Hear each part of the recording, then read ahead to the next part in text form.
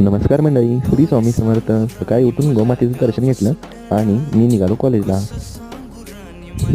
नंतर सूर्याचं दर्शन घेतलं. नंतर आलो कॉलेजमध्ये. नंतर पेपर लिहिला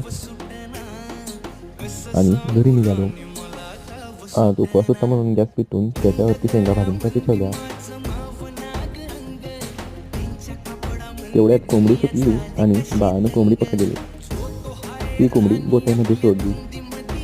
म्हैसूंचा बरडा हा सेपरेट केला. नंतर आलो शेतामध्ये.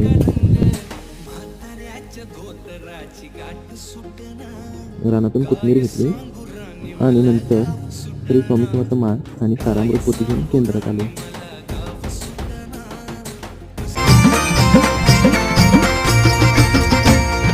आली प्रगटली भक्तांची माऊली स्वामी ओ